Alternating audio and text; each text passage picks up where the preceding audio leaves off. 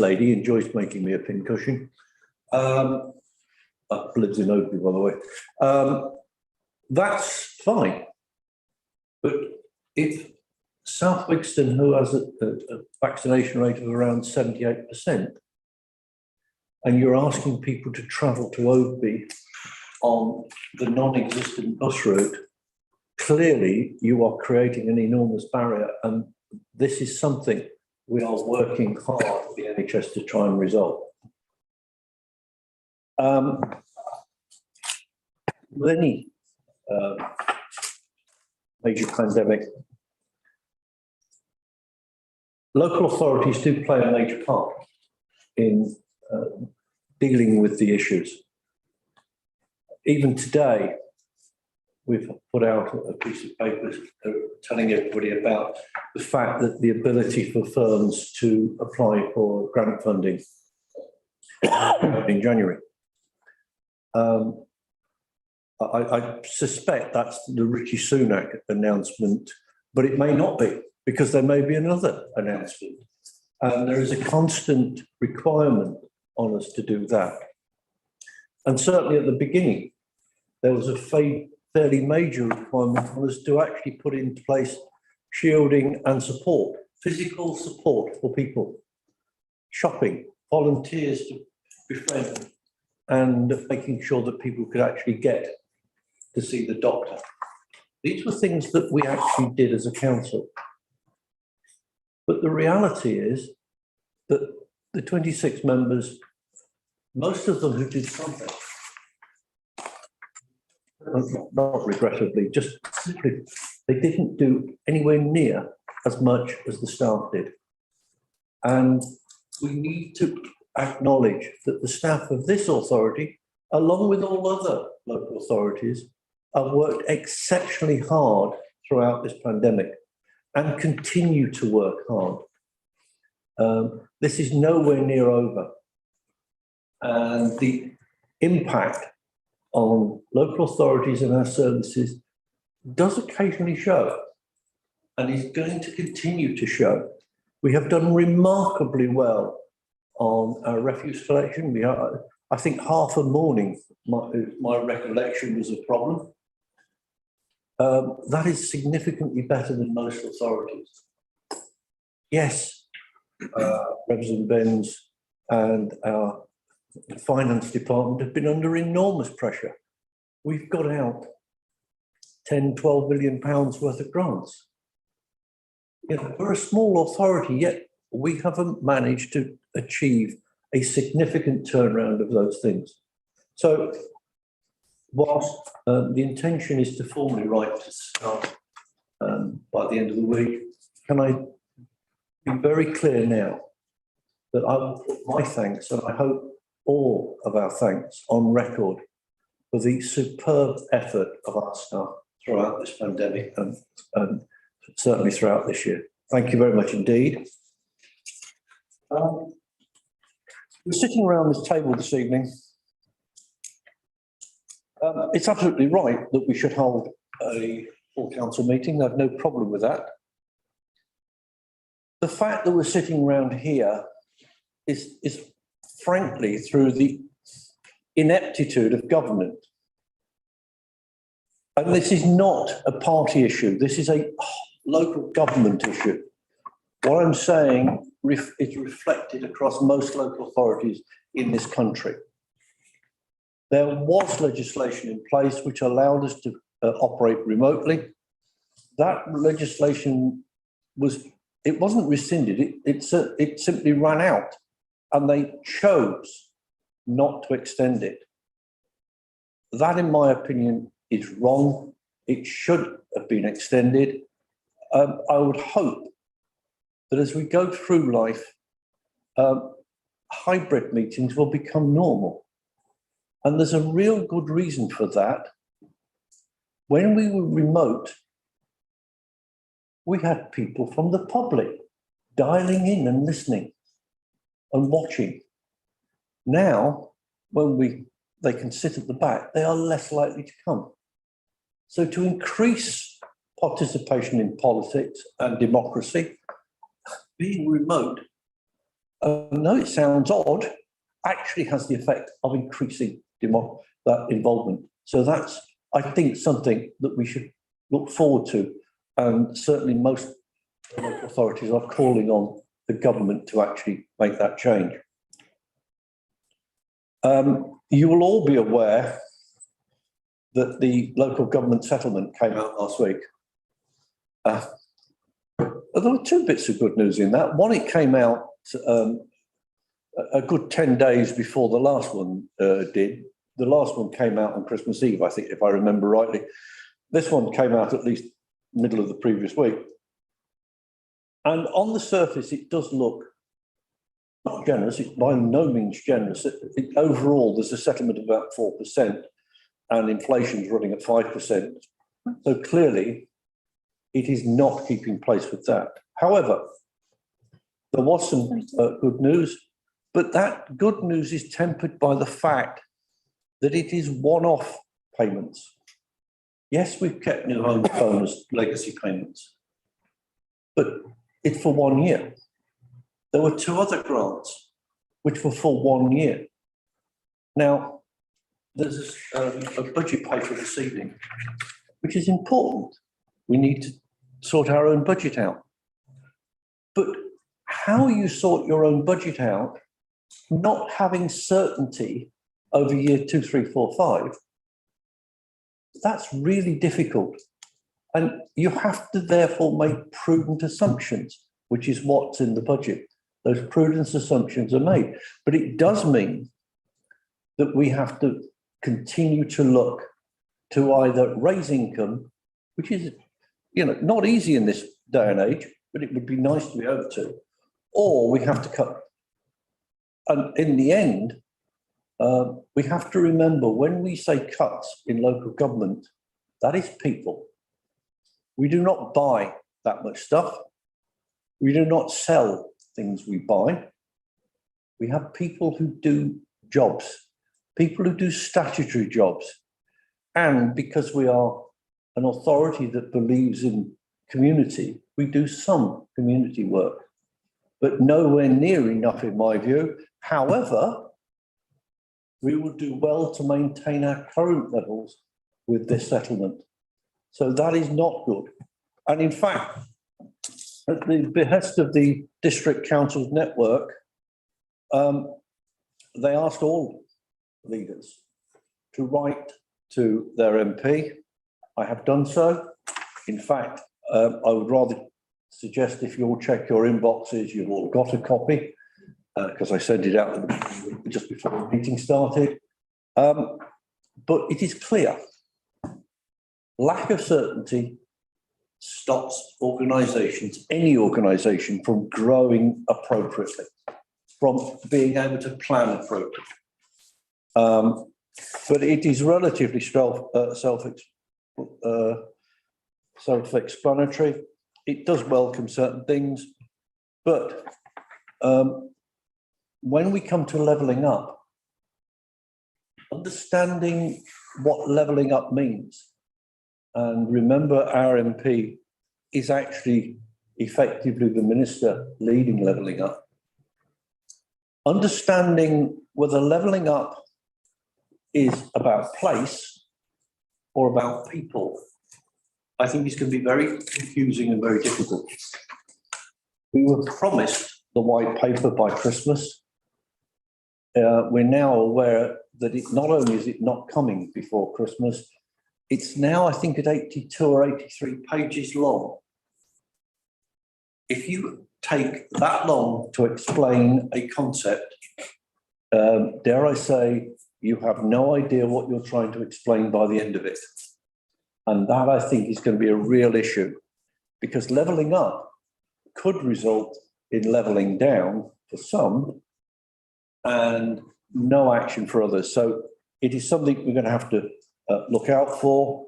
And before I take questions, as you know, I'm always perfectly happy to, I'd like to take a slight exception with the Mayor, who stole my joke about the fact that there's no cheese and wine available. Thank you.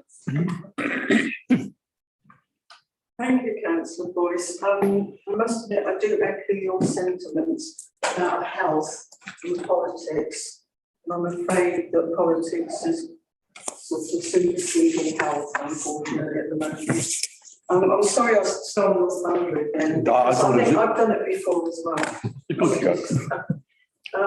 Any questions? Councillor Hutt. Thank you, Your Worship. Just a quick question regarding the vaccination programme. Do we know what percentage of the figure is related to health reasons, and also as more and more people are being vaccinated, some of them have experienced side effects. So can we separate the two from the data? Do we know the figure? I'm clearly a very sad person because I happen to have it set up on my iPad. I don't know all those figures. What I know is that people vaccinated, first dose in South Wixon is 80%, and this is today. This is not happening today. I mean, this is up to date for today. The borough is 83.1, and as I said, my understanding is that the national figure is around about 90%. As for side effects, I do accept that some people, depending on which particular vaccination you receive, have side effects. And I am aware that some have been quite severe. But the number of those people, thankfully, you can count on one hand, or maybe two at worst. The number of people dying in the borough is twice the national average. And that is around about 300 per 100,000. So we need to put this in context. Vaccinations may have come through quickly, but there has been an enormous number of people vaccinated across the world with these particular vaccinations. The effects are relatively mild. Yes, fine, some people get flu-like symptoms, I do accept that. And yes, there have been some other issues. But if you read the inside of any medication, and they will tell you 1 in 1,000, 1 in 10,000, 1 in 1,000,000 cases, and most of them will have the word death. So it is not uncommon for vaccinations to have potential downsides. But as I said, you compare that with what is going on in terms of COVID, and frankly, I think the case for getting a vaccination is compelling. And I would urge everyone. And if it's any consolation, I actually spent about 2 hours yesterday taking my granddaughter to a vaccination clinic in Wales. And I have to put in context the fact that it was about a 20-minute drive, and the bus service was far worse than ours. However, the point is that we need to not only encourage people to get vaccinations, but if it's certainly connected to the family, shove them in a car and take them. Thank you. Thank you. Councillor Johnson. Thank you, Your Worship. Just a couple of points in a question. I mean, on vaccines, I think you only have to look at the hospital data, people in intensive care and those that eventually die who are not vaccinated. The data is there for that. It shows that vaccines work. And quite frankly, personally, I'd rather take the risk. I've had my booster and 2 jabs. Quite happy to. Did I go into it with eyes open? Of course I did. We knew there were certain risks, especially early on with AstraZeneca. But I'm sorry, the leader is quite right. These vaccines work. Hospital data tells us that, and I too would encourage everybody to get vaccinated. There are some, of course, that never will, and you can do little about that because we'll never make it compulsory. On this meeting tonight, the leader mentioned Zoom meetings worked. Quite frankly, the people out there couldn't give a monkeys whether we're in here or on Zoom. and he's right. We get better participation being on Zoom. The fact that legislation says we need to be here tonight, I think is wrong.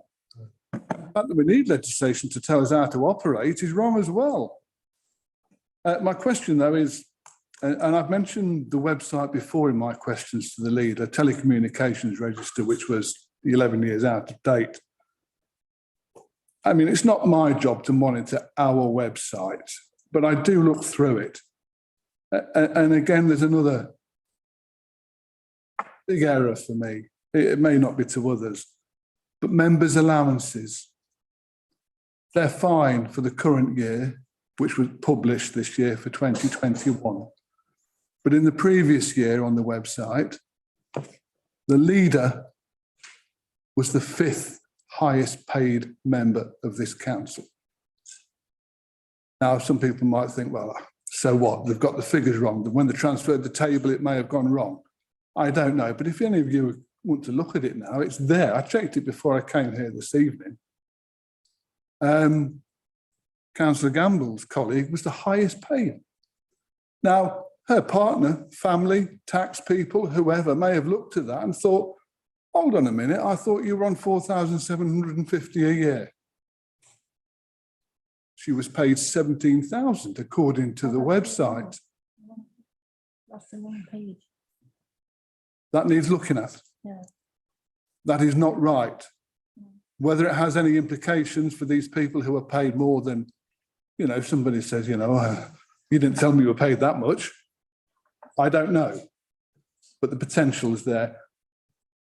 Can I ask the leader that whoever is responsible, or what department is responsible for doing our web pages, because it's often the first point of call for our residents, can he speak to them and can we get the stuff on there correct, please? Thank you. Thank you, Your Worship. Can I just make one point on vaccinations, and hopefully we can leave it there. If you look at pregnant women, and the fact that at one point, the figures in hospitals, 98% of those pregnant women in hospitals are unvaccinated. But the worst bit is 5 babies at least have died.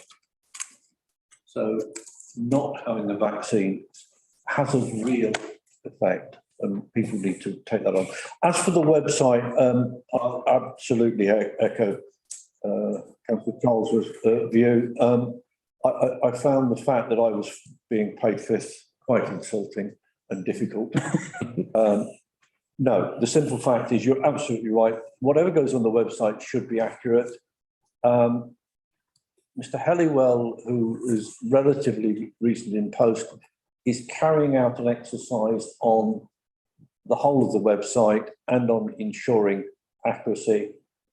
So yeah, I now have a monthly discussion with him. In fact, I'm speaking to him tomorrow. I will raise accuracy with him on the website immediately. Thank you. Councillor Joshi. Thank you, Chair. Thank you and good evening, everyone. I've got a couple of questions. With regards to the vaccination programme in South Wigston, is it only Jutes that are doing the vaccinations, or are there other venues like the doctor's surgery, or can they come to the hubs here? I'm assuming there's a hub still going on here. I'll take the question separately. Use myself because I'm obviously a resident of South Wigston. We had our first and second jabs at the Kew. Racecourse. We had our booster jab at Jehud. My understanding is that the surgery is not offering jabs and is pointing everybody at the Kew. That is, I would suggest, a problem. I'm raising it not because it's South Wigston. I mean, clearly there's something else going on in Oadby East, which I don't necessarily understand, but clearly I do understand South Wigston, which is why I mention it. But yes, let's be clear. The NHS are under amazing pressure, however, it isn't easy. I believe there may be a better answer. Sorry, Mr. Gill attends meetings on a regular basis with the NHS. And he's It's Uplands. Thank you, Councillor Boyce. Thank you, Your Worship. Yeah, I probably can put this one to bed relatively easily. The position is that since government announced that there was going to be a surge in vaccinations, we've been working closely with the CCGs. There was a meeting today. They've identified in respect of South Wixton, I know the main point should be the Cube. They've opened it up to 15 hours a day. We've advised them that we don't think that's suitable on the basis that people are not likely to move from South Wixton up to the Cube. And we provided them this afternoon with a list of 8 or 9 premises across South Wixton and across Oakley North and Oakley East. And they're going to look at that with a view to opening up some vaccination centres in the new year, including pop-ups and the potential for a vaccination bus to come into the area so that people can go to those. And as soon as we are notified of when that is going to happen, we have a communications plan in place, and we have a plan in place to engage with volunteers, to do door knocking and make sure that people are aware that they can have their vaccination locally rather than going to the queue. Okay, thank you. That's good news, actually, at least there. I mean, I've known of GPs going out to residents' homes also doing vaccinations. So again, that could be a possibility depending on what the CCGs are saying. My second question was the idea of the remote meetings being locally driven by some legislation. Do we not have a say on that legislation? And do we not have a voice to say, well, we'd like to do this at all? I may be naive in my question, but. No, I mean, individual councils often make comment. That's the first thing. And yes, making comment is straightforward. However, we are represented by 2 bodies. One is the District Council Network, and secondly is the Local Government Association. The Local Government Association has made significant, wide-ranging contributions to the government, pointing out that frankly we are much better to meet remotely. It's more welcoming, frankly, and it improves democracy. But the government's view appears to be, well, actually they're consulting, which is a government method of kicking the can down the road, I'm afraid. So yes, we have made representations. The LGA makes representation all the time, and this is a live issue. But it's just clearly this evening, most of us would have preferred to connect remotely. Unfortunately, we're not allowed to. Okay. All right, thank you. And just one last one. I just wanted to add to the point Councillor Charlesworth made about the website.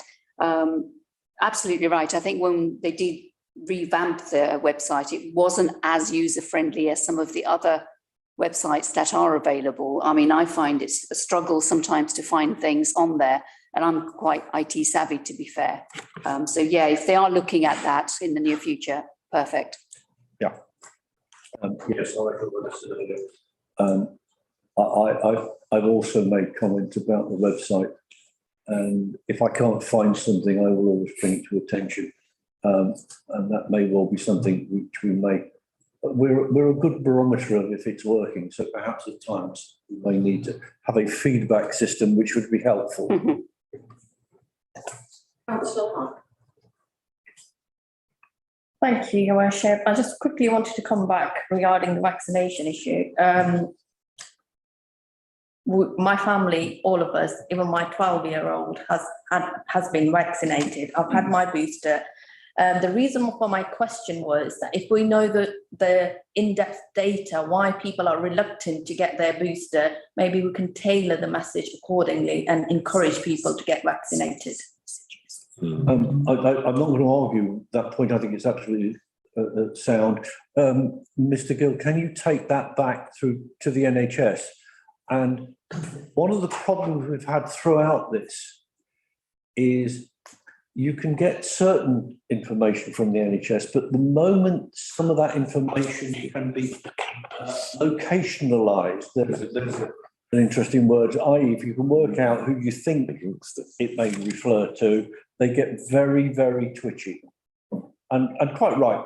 I mean, it's not for us to identify individuals, but I do accept that we should be identifying groups.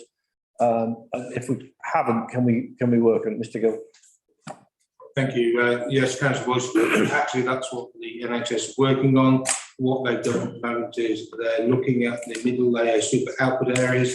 They've identified the top 20, the top lowest vaccination levels, and that's where Oakley North East and South Wixton have come from, and they've looked at each of those areas for the issues. Whether it's low performance across all age groups compared to national benchmarking, where there's anything to do with ethnicity. So each of those MOSAs has their own tailored approach, and the communications to that particular area are being targeted to address the particular issues. Councillor Gamble. Thank you, Roger. Leading on to what's just been said, Oakley North East has the university campus situated on site, and obviously younger people are less vaccinated than we oldies. Are we in contact with the university to see what's they're doing at the moment? Thank you.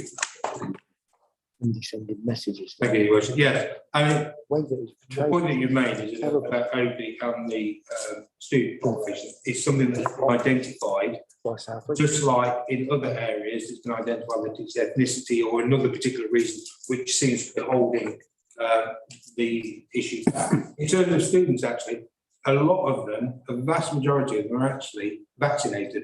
So, you know, it's very easy to say we have students, therefore they're the cause of the problem. It's much deeper than that. And what the CCG is trying to do is work deep down to find out what the issues are. There is some vaccine hesitancy. There are some people that can be turned. One of the issues at South Wixton, there may be people that if you were to go down there and put something on the doorstep for them, it might change their mind. And that's the approach that they're taking to try and identify the issues that are germane to a particular area, and then we'll have a push, and certainly this council will be supporting the CCG in its efforts in South Wixton and Oakley North and East. Can I just come back on that? I wasn't saying youngsters are a problem, which you just said. I was just saying they are younger and they are less likely to be vaccinated twice or even have their boosters yet. So I'm not saying youngsters are a problem. No, I think the important thing is that we do have strong links with the university over lots of issues. The other thing which does make it slightly more confusing, where you're registered for your doctor also has an impact. Because, and actually, if you're in halls of residence, that is a temporary accommodation, not permanent accommodation. So it is a complex issue with students. The university actually has a significant and compelling programme to deal with COVID. So I would in no sense criticise the university or its students. I actually do not believe that they are of themselves an issue. I think that has been dealt with, and I think that's the point that Mr. Gill was making. And adding further to what Councillor Boyce said, from personal experience, if you do not have your booster or your vaccination at your GP surgery, it causes problems. Because I had my first, and then they told me I'd not had my second when I had, and then they told me I'd not had my booster when I had. So there is an issue around the accuracy of the figures in any case. If it was just a one-off, that's fine, but the same thing happened to my wife and the same thing happened to my son. So, you know, there is an issue around the accuracy of the figures because we're not going to our own doctors, we're going all over to different places. Got a private firm running it. Can I just make this final question, Councillor Johnson? Thank you, Chair. I didn't think you'd seen me. Just a quick, a lot of the anti-vaxxers are into the conspiracy theories, and there's a hell of a lot on YouTube. And if we are going to be addressing our website, and this really goes to the leader, is if you are going to speak with Mr. Halliwell, perhaps it might be something that we can put facts and figures and sort of sense check the conspiracy theories that are out there. One of them being that, oh, it's going to change my DNA. The 5G posts are doing all this, etc. Bill Gates has got something to be gained from it. So these are sort of things I hear. I work in the hospital environment, so I'm kind of privy to this sort of information from anti-vaxxers.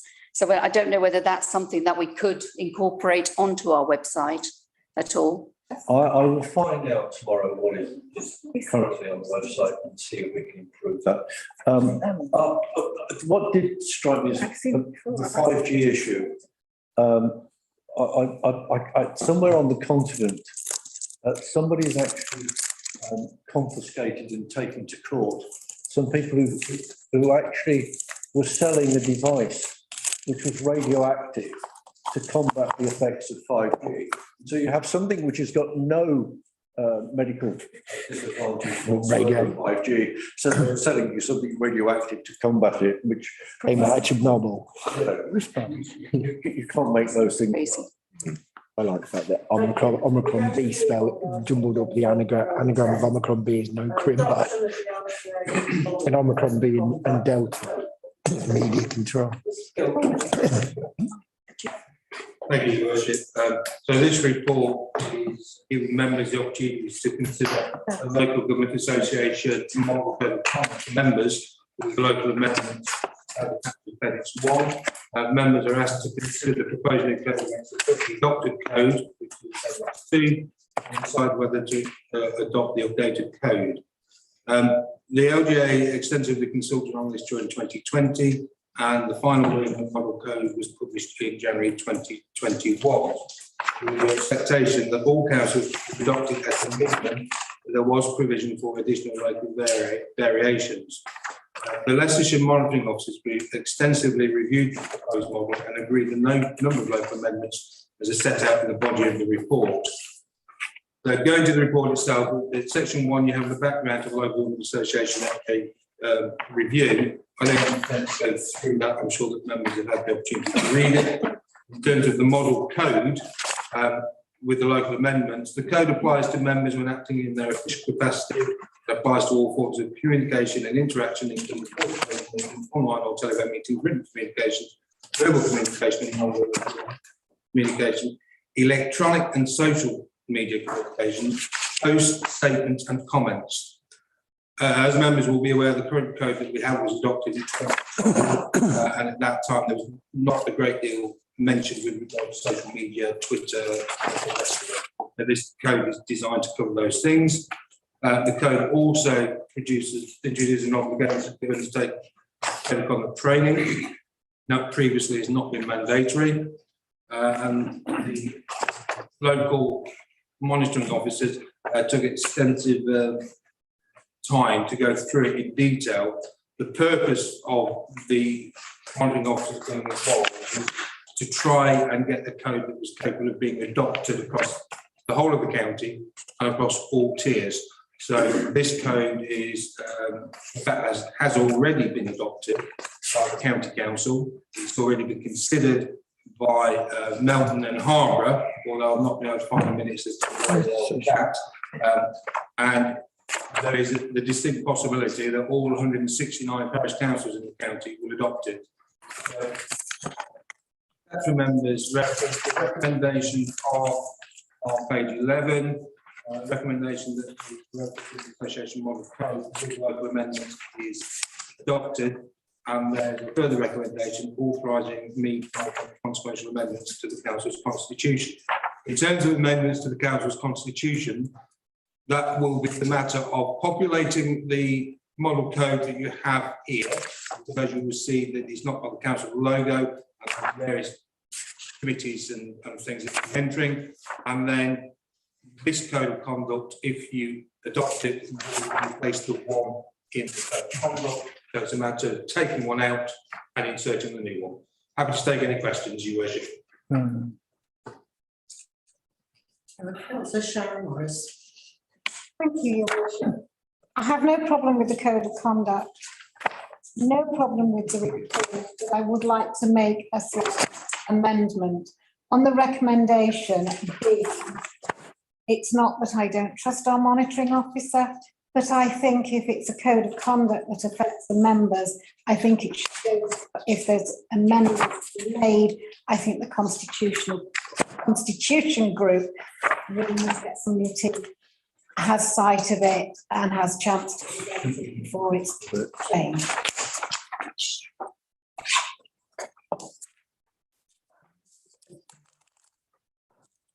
Councillor Todd.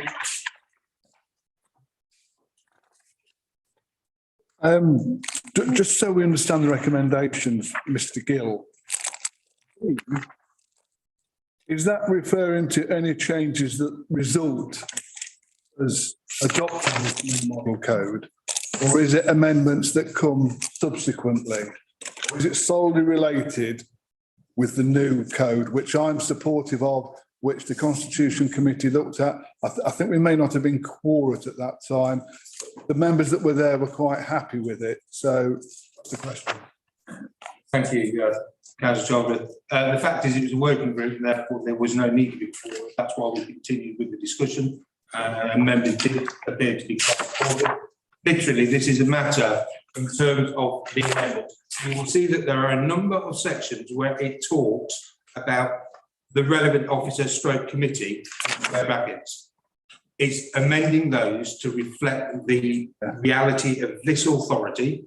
So if the dispensation is to be granted by PFD, then on page 25 at 12.4, the relevant officer stroke committee would be amended to be PFD. And that's all the minor amendments are. And then the whole of that is going to be inserted into the code of conduct. I have no problem in sharing it once I've done it with the constitutional working group. We can do it remotely, by paper. I can do it if that changes. You can see that I can be trusted, the ways of Councillor Morris, but that would then negate the need for a meeting. Councillor Bill Bolton. Thank you, Mayor. Not that we don't trust Mr. Gill, of course, but, you know, members do like to know what's going off and like to read word for word. So that could be, Mr. Gill's done his poetry with it. If you could just forward that to the members of the Constitution Working Group, which that was quite satisfactory. The only thing I've got to say about this model code is it's still got no teeth. And that's one of the problems all the way along. Got no teeth.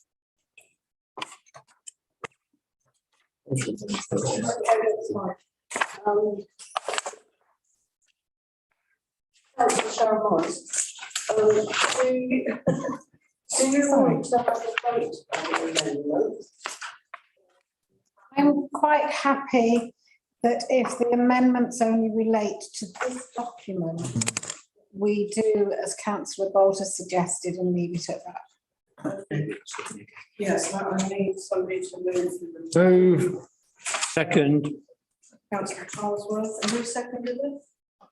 Councillor Bolton. Could I have a show of hands? For this? Unanimous.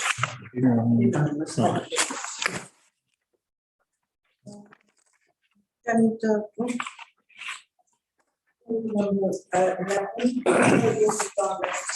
section 1.1 officer, Mr. Gill.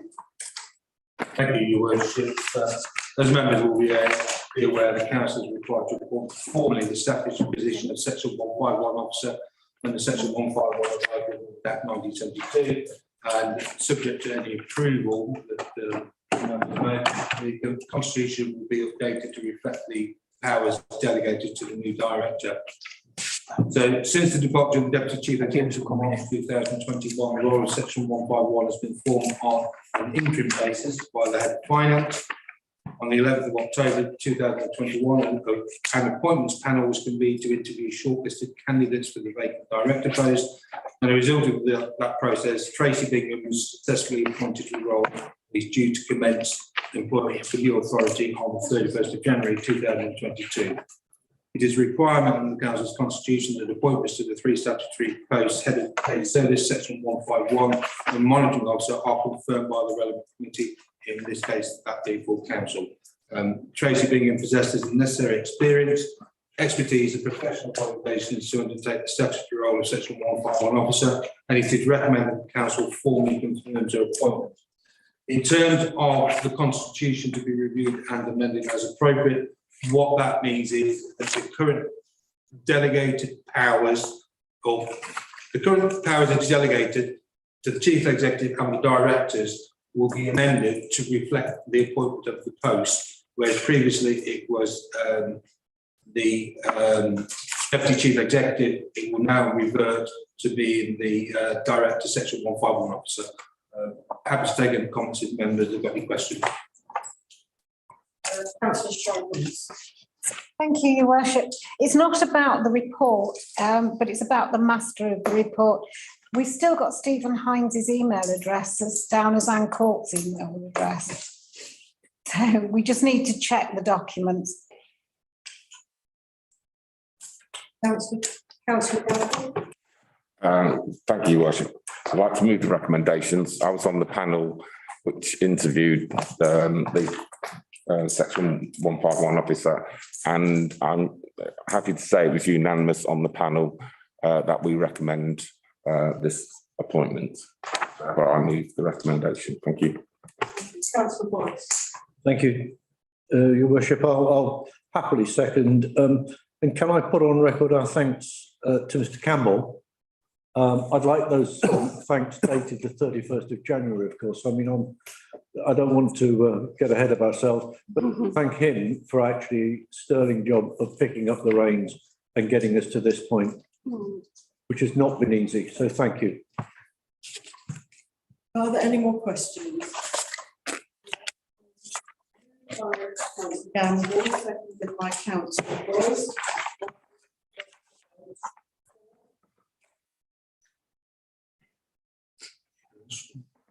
Unanimous. Order number 12, Southwest Local Plan Open Statement of Program. Working with Lady Margaret. Mr. Carr. Second. Mr. Thornbury, it looks like it's been moved Okay, all right. and seconded without. Okay. Trying to get it right, if it's, Sorry, we'll do a vote on it. actually no. 14, review provision. Sorry. Extra papers. I'm wishing the mic away. Public sector audit appointments, the appointments with next external auditor, Mr. Campbell, please. Thank you, Your Worship. What this report's outlining is basically the council has to have a new auditor. The current auditors, Grant Thornton, their final year with us will be for the 22-23 accounts. And what this report recommended is that the council opts into arrangement. It's a national scheme where opts into the arrangement of the public sector appointments board according to our next auditors for us. And that authority be delegated to myself as the acting section 151 officer to submit the formal notice and acceptance of this provision. What I'd like to do at this point is just outline the 3 options you actually have for appointing an auditor. So, 3 options available is the recommended option 1, where we actually get the public PSAA, the public sector appointing, public sector audit appointments to appoint an auditor for us. And one of the benefits of that, they are obviously a large organisation, have a greater buying power than us as a council, as an individual, to appoint an auditor, and also help control the actual level of fees. The second option is council appoints its own independent auditor. The council appoints an auditor, but we'd have to set up an independent auditor panel, which is an option, but as a small authority, we haven't got a very strong buying power when it comes to getting a limited supply of external auditors. Option 3 is that we establish a joint independent audit panel to do this on behalf of us by joining up with 2 or more councils. But if we do that, again, the buying power is not as strong, and most authorities have gone for option 1. So that's the recommendation I'm putting towards members, and I'm happy to accept any questions at this point. Councillor Charlton. Move recommendations A and B. Do we have a seconder? Second.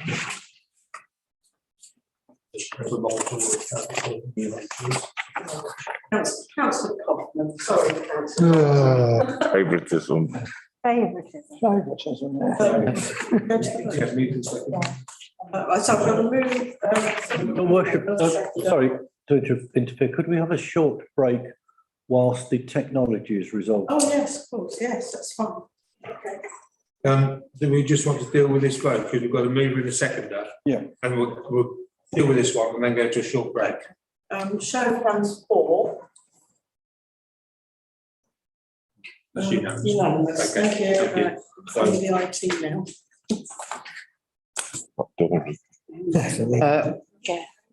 A break then. Well, we have I can get coffee then. politics. Well, it's not on. We've got a problem.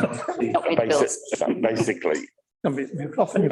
homework, Eve is supposed to be on. right, M&S, Oh, and down there. Yeah. Aircon's just packed in. God, it must be so cold in there. So It's cold in the flats. they're just in some blowers. Is that owned by the Foss? I don't know, to be honest, because the rest of it is owned by us. M&M's, yeah. Yeah, Right, that's why we're not in any, I wasn't.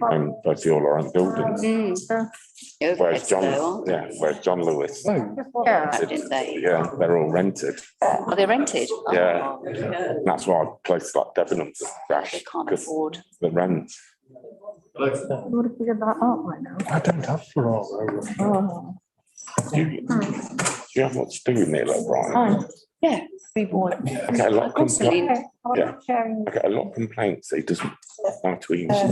That's why I have the gel. Yeah, even from My his supporters, Um, yeah, You want one? yeah. I mentioned it I'll to bring one away. I thought you were exempt. So I know Neil's, This is not from, Halloween. it's his own residence. this is Yeah. just You want? You have to do what I. I some mentioned of it. I'll get out of there. the What do you want? stories as well. Mum. Because I know Neil's not available and Erin normally just answers the Yeah, isn't it? emails, yeah. He normally answers that comes through, but I don't think many MPs actually, most of the residents' emails are all done by no, he used to PAs. until he got this new role, Yeah. that's the thing. It's right. You know. It's all right, Scully. We saw it on camera. It's been recorded. You can't just have one, you've got to have a few. I think they're horrible. Oh, I love them. Oh You dear, love them. no, can't stand them. I don't live in Oadby, you see. This one's empty, it's not opened yet, is it? Yeah, you can have them What? with I love pleasure. Ferrero Rocher. Not yours. Right here, you know, there's.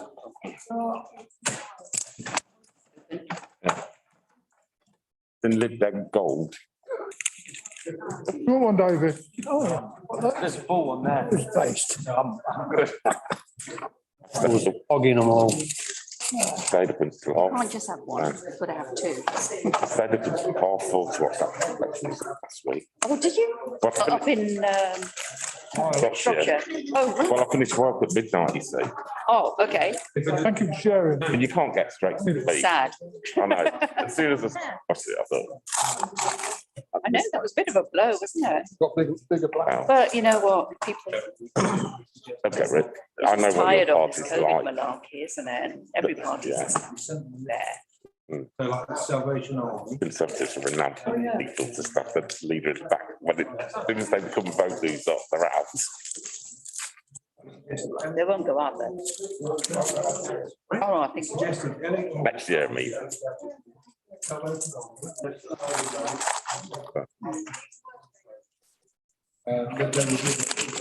All parties. What they've done Who- for COVID is amazing. oh, Nobody else yeah. would have done it. You could argue that they were late in making decisions. Yeah, But you can't argue with the packages. They, the vaccine and the Yeah. packages and yeah, the financial plan. Oh, yeah. Nobody else had it. America's suffering really badly at the moment. yeah. So, But I've Just got from that friends in Lanzarote, hmm, and they're all double jabbed and boosted, had the booster, and they got they had a financial package. did they? Yeah, Because they're British subjects. no, I mean, the locals had, Spanish. yeah, Didn't know that. yeah. Well, I just want to tap your glasses.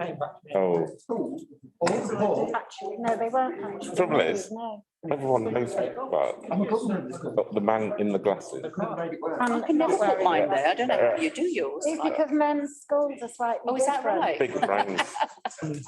Brains. I don't know about that. No, I don't know. Also, going on, but Oh. it's because Yeah. of that, they can balance them. So my dad does. I wanted to know why they could do it and I couldn't. I can't do it. I looked it up. Right, okay. Google. Council chamber.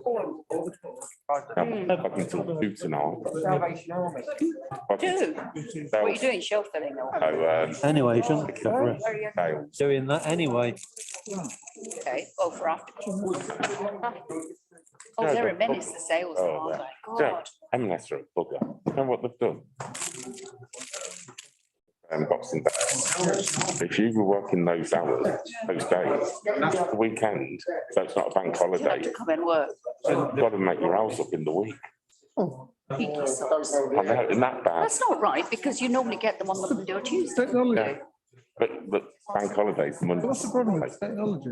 because Yeah, honestly. 7:30, I'm getting hungry. And what's even worse, they've got a sign up saying, say thank you to our colleagues. Bank holiday. Doesn't say underneath, yeah, but we're making them. but we're making them work. Take what's left. Yeah. Do we get to divvy it up then, Michael? I'm like, Put it out in the middle, half and half. I think so. do a share save. Yeah, Well, that's not even good, is it? and you can You see, over 3 years. And just happened. prices set November with 10%. I took, Taste it. Happen very often. they were offering 82p. And because I've got this job and also the county, I could afford to put £500 the maximum a month. I've dropped back in the last week or so because of COVID, You know, Adrian. but like 2 weeks ago, I know. yeah, price. So I'm putting in 19,000 over 3 years. Yeah, But look, 248 and get 56,000 back. Yeah, you can sell them straight away, but you have to wait your 3 years. Rumor has it, M&S shares are only going to go one way. Transform, yeah. Keep going up and up. it's not bad, is it? No. So, Okay, then, if you're ready. yeah. So they'll last 2 more years, then I can retire. Retire on it. Well, it might be I worth a will be bit more then. retired, yeah. Hey, stop pinching ours. Sounds like a good plan. More than enough, isn't it? Yeah, well, I'm hoping to Lanzarote. There is Mm. City. Fit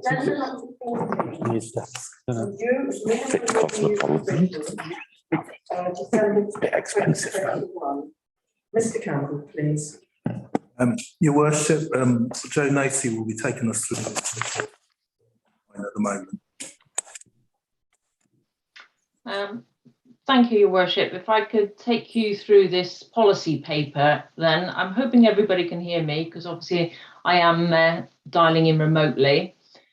So this is a review of our minimum revenue provision, and it is a concept really unique to local government. It's not something you'd see in business. The policy review has come about really because in 2012, the MHCLG, as it was then, changed the guidance for the minimum revenue policy and gave councils options for reviewing their policies and adopting different methodology. Before that time, it was governed by regulation, and in 2012, it moved to guidance. So it was, sensible to review this. And many councils did at the time. I did at the councils that I was with in 2014, and actually used the same methodology as I'm recommending to you today, which is a weighted asset method. So the methodology and the policy is all about making a prudent provision to represent the borrowing that you're doing in your capital expenditure through the revenue account. And if you hopefully have had a chance to read the report, what MHCLG did at the time was give 4 options, although you could deviate from these options, of how you could put in place a policy to make sure that the council was prudent in setting aside a provision for that borrowing. And up until that time, we had been regulated about how we had to do that. And we had what we call supported borrowing, which at the time, previous to 2008, was supported by revenue support grants. So you may remember that we used to receive that as a council, and a proportion of that grant was allocated to capital expenditure. Well, the revenue support grant has obviously been lowered and lowered over the years to where we are now, which is actually in a negative position. Yeah. So we have both supported borrowing and unsupported borrowing.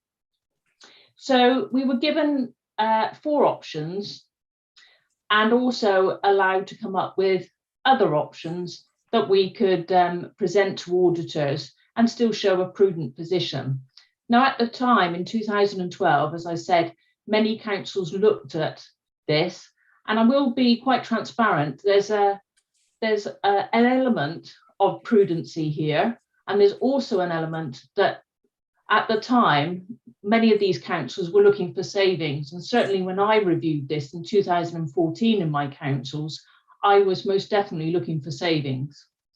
What we've done here, and I think it was reviewed some years ago by our investment advisors, is to find that balance. We want to remain prudent in our provision, but we're also mindful that there are savings to be found. So what I've done here is stuck to an accepted methodology, which you will see as option 3 as an asset life. When we currently do an asset life policy, but what I'm proposing is that we look at all our assets, the assets that are providing income to us, and we do it on a weighted asset life. I chose this methodology because it was the methodology I chose in 2014, and it was acceptable to my auditors at the time. We do know it's prudent, and my auditors then were Grant Thornton, and they're Grant Thornton now for Oadby. So I've taken quite a prudent view on this. But what you will also see, and what is important to us here, and as I say, we're being quite transparent here, this change in methodology will remain prudent, so it doesn't make us more risky. But I've been quite clear with the auditors, I'm not looked for a more prudent position. I've looked for an equally prudent policy, which will also give us savings. So if I can refer you to the table, which is in 4.3, I can show you there that there's a substantial savings to be found on an ongoing basis. And when I come on to the budget report, you will see that my emphasis is all about ongoing savings, because we do have a significant problem and it's not a one-year problem. So that's why looking at this methodology, which is a safe route and still leaves the council with resilience and making a prudent provision, but it will make us a saving. And I've said this in 5.1 on the what is in the base at the moment for 22-23, it will make a saving of £383,000. And you will see that when you look at the budget papers, that that's an ongoing saving. But that's without jeopardising our resilience, and it's also without, as I say, going off-piste and doing what some councils did, which was quite acceptable, but choosing a methodology that was not one of the four core methodologies that was promoted by MHCLG at the time. Now, I have run this past our financial advisors. The MRP policy review is something that they do for us, but I'm very much of the mind that if we can do it ourselves and not pay for it from our advisors, and I'm happy to do that.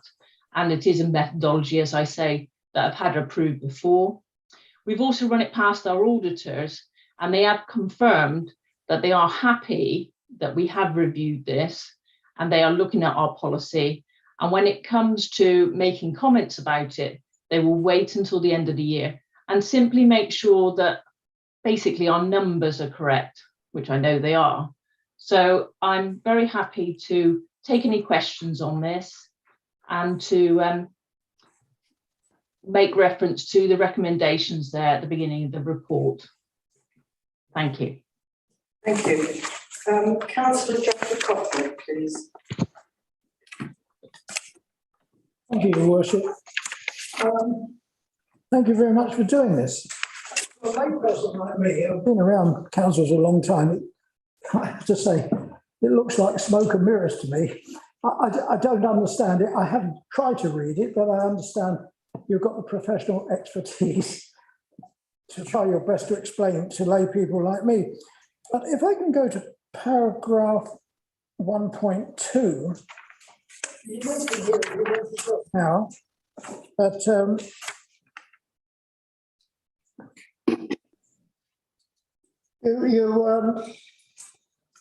it hasn't actually been approved yet by external auditors. You've mentioned that you've spoken to them.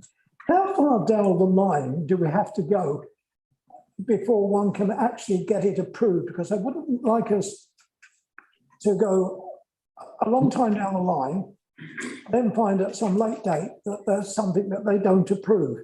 That's number one question. And number two, are there any local authorities around here of our sort of size that are doing this methodology? Thank you, Your Worship. Thank you, Your Worship. If I just come back on that. So firstly, and this is where the emphasis has changed really, it's for the council to prove and to present this to show that it is a prudent methodology. We've moved away from regulation. So the auditors will not look at it and say, you're not complying with this regulation. They will look at it and say, we don't think that is prudent, or we do think it's prudent. It is a safe methodology and it is a CIPFA approved, which is where they look for code of conduct, etc. So they look at what CIPFA recommend in their prudential code, etc. And this is compliant with it. So I'm confident that the auditors will be happy with it, because I have stuck to quite a prudent line and a safe line. the auditors, it's a very difficult one for the auditors, because the auditors, can't point to regulation to say you're not complying with that. So again, it's all about conversations with the auditors. And also, because I've run this past our financial advisors, who will have done this exercise for other authorities, and they're quite happy with our approach. All I can say at this time is I am confident that the auditors will be happy with it, because I've dealt with Grant Thornton for a long time and I've had this methodology approved elsewhere. But also that we could have pushed the boundaries more on this policy. For example, I've taken an equal instalment methodology, whereas I could have taken annuity, and I won't bore you with the nerdy details, but an annuity method would have saved us more money, but it would have saved up problems for the council further on. It would have pushed the pressures further on. I wanted to take a more prudent approach, so I took an equal instalment approach on this. But yes, I understand what you mean about the auditors. It's very difficult, and I would have liked an auditor to come back to me and say, yes, that's fine, we've signed it off. They won't do that, and they will never do that until they get to the accounts when they come to look at it. But still then, even if they said we don't agree with it, which I don't believe they will, we still have the ability to come back and explain why it is prudent, and we will make sure that that would happen. So I am confident it will be taken. As far as similar authority in the area, I'm afraid I don't know, and that's something I could come back to the committee with. I would imagine that, in my experience, most councils did this some time ago when the guidance was brought out in 2012. And I do know some councils who've actually done this a number of times. So change the methodology. I know of one that changed it in 2014 and have continued to revise their policy, and to be quite frank, to find more and more savings. That's not what I'm proposing we do here.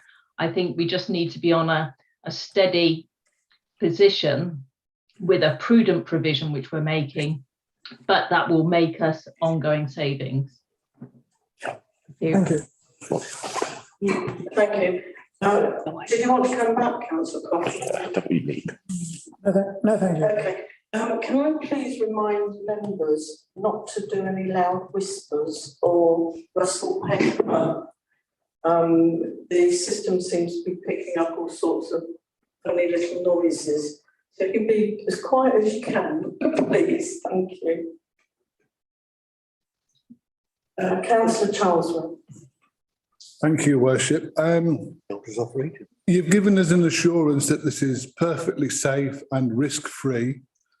We'll take that assurance as read. It begs the question then, why this council, and it's probably not a question you can answer, why this council didn't do this much sooner? Because if it's £400,000 in 1 year, how much would it have totaled up to if we'd been doing it for 4 years? I mean, why didn't we do it before? Thank you, Your Worship. If I could just come back on that, and I think, we need to be very clear here. First of all, you are quite right. I can't answer that question because the work was done by Link Asset Services. So it was done by an external financial advisory service, which we subscribed to at the time. Presumably we paid for it, I'm not sure. But there may be good reasons at the time where it was thought that we don't want to deviate from what we're doing. We're happy with the amount we're paying. And it's a bit like a loan. So although this will save us money, it will also extend the time that we are making these payments. So we're still paying the same amount. So I don't want to mislead members here to think that it's something that's cheaper. It's just a prudent way of spreading out those payments.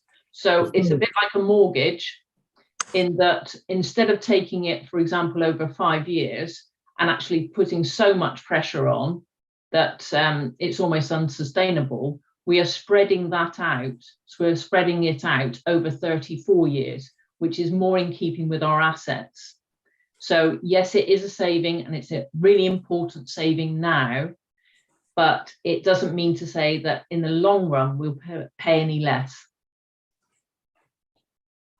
Well, a saving then, is it? Thank you. Councillor Bolt, please. Thank you, Mayor. Yes, it's an interesting concept, isn't it? The thing is, as far as I'm concerned, our risk is no greater than it was before. It's a prudent way of going forward. It's approved by SITFA. It is. Yeah. Mr. Tucker, approved by SITFA. And auditors are never happy. Let's have it right. They're never happy. They won't tell until the end of the year if they're happy or not. It's been used in all authorities. I'm quite happy to give this a go. And if it doesn't work, we can all revert to another system at a future time if we need to. I know it's complicated. I don't assess to be an expert in local government finance, but since the days of housing, debit and credit, one does tend to pick the things up as you go along. So I'm happy to move this recommendation. Thank you, councillor Bolt. Councillor Boyce, please. Thank you, Your Worship. Putting it simply, there is a time to pay money back and there's a time to extend. And frankly, we're in a time to extend. I mean, clearly, up to a couple of 2 or 3 years ago, paying money back slightly faster was acceptable and reasonable. As we stand at the moment, there is a budget gap and therefore extending also makes sense. I would happily second the motion, and I'm sure this will come back on a regular basis over the next 10, 15, 20 years. Thank you. Councillor Hunt, please. Thank you, Your Worship. Just a quick question regarding, you mentioned that we're not going to be paying any less, but are we, because it's increased over a number of years, do we pay more than what we would have paid if it was over a shorter period? Thank you, Your Worship. That's a really good question, because normally you'd think if I'm talking in terms of mortgages, then yes, you would, wouldn't you? But no. This is the quirky thing about minimum revenue provision. Over on the balance sheet, and I won't blind you with science with the nerdy accountancy, but we still continue to make our repayments to the PWLB or whoever else we've borrowed from. The minimum revenue provision, which goes through our revenue account, is completely separate. It is simply for local government to show that to the public and to make a provision. There's no interest involved. So whether you pay over 5 years, or in this case, 34 years, and some of our loans already were 40 years. So, you know, I'm not suggesting we do anything out of the ordinary and, you know, for example, drag everything out for 50 years. We do have some loans over 40 years. So the short answer is it won't cost us any more because there's no interest involved. So there's no penalty for paying over a longer term. And our existing loans are still being paid externally anyway. This is a quirky local government thing that you have to show this provision through your revenue account. Thank you. Are there any more questions? Okay, so this report has been moved by councillor Bolter, seconded by councillor Boyce. Can I have a show of hands for? It's gone unanimous, thank you. Item 15, draft budget 2022 to 23. Right. Your Worship, what we're going to do with this report is items 1 to 8, Joe Nacy will present and answer any questions after that, and then I'll present the remaining part of the report. So, Your Worship, if you're okay, if Joe Nacy presents the first part of this budget report. Yes, that's fine. Thank you, Worship. So, we do make apologies because this report has come out quite late. But what it does mean is that we've been able to incorporate the implications of the provisional settlement, which I think the leader referred to earlier. And that was just announced last Thursday. So although, we always say in finance, we are always waiting for the provisional settlement. It originally came out very much earlier in the year. It was promised in September last year, but still came out in December. Where it's good to see that it's before Christmas, but it's still obviously quite late for budget setting. And again, it was a one-year settlement.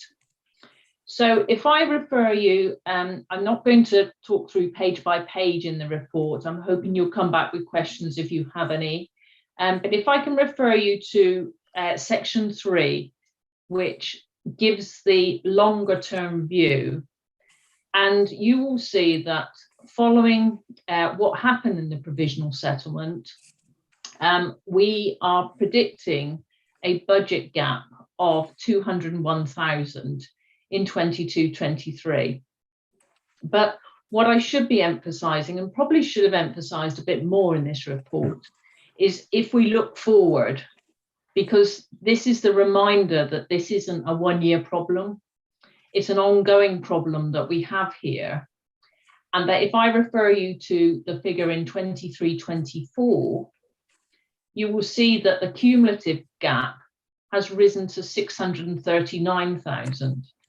And that's really what I'm drawing your attention to, because when we go through this report, you'll see that my emphasis is on finding ongoing savings rather than saying we've got earmarked reserves, we can plug the budget gap in 22-23.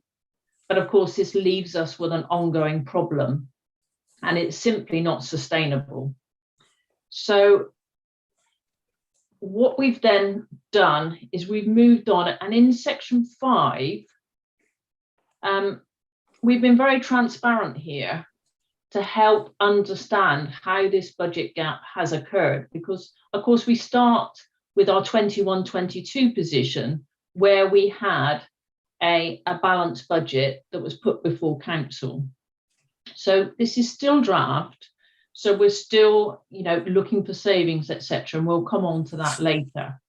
But the table in 5.1 runs through the whole detail of how we've moved from a balanced position into what is now a 201,000 gap.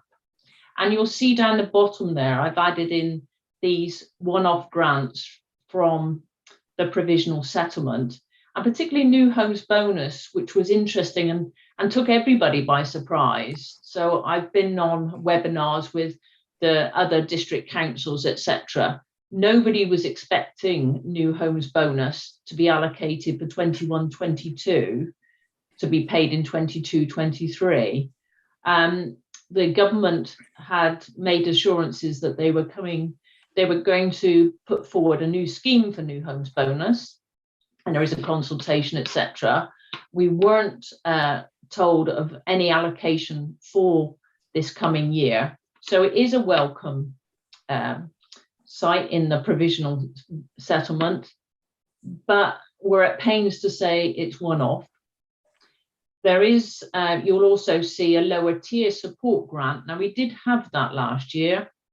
It's been extended for another year, but we've got, again, we've been told not to expect it, to occur again next year.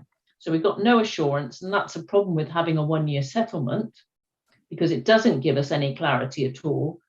But, the discussions we've had with other district councils suggest that other councils are also not expecting this to be ongoing. And you'll see, when you see my budget report, that, I'm expecting these to be one-off. And there was also a services grant, and that was new for this year.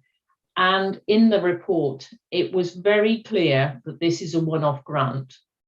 Now, we knew there were pressures with further national insurance costs, but we are told that there won't be any additional funding for that, which we were expecting, and that will have to be funded from these services grants. So although, you know, it's welcome again, we do know that it also only mitigates new pressures that we have. So moving on, I've got a section there on what was said in the autumn statement, and that's been reflected in the provisional settlement. And also, we've got a section there on what we've still to do. Now, just popping back, to the budget gap, you will see that towards the top, we've got a council tax provisional estimate of £5 on a band D property, which will give us an additional £102,000. Now, obviously, that has to be approved by full council. And it's really important for us as finance to recommend that, because, of course, whatever we put our council tax up by has a cumulative effect. The government uses that optimum £5 in their core spending assessment. So they will assume that we will take that £5 and not confine ourselves to the 1.99%. There isn't a great deal of difference in 1.99 and £5, but certainly we will be recommending that to council from finance and hoping that that will be ratified. So we have made that assumption. So in 7, I go on to say about areas that we still need to update. This is still a draft budget, and the final budget won't come before you until February. And in that time, which will be good, we will have our final business rates assumption. They're always done in January. They're done by all councils in January, and a return goes to central government, which sets out what we're expecting from business rates. And of course, this is a really volatile area, as you'll see we come on to. So we're looking at the recharge to the HRA, and it's really important that we review that each year to make sure it's appropriate.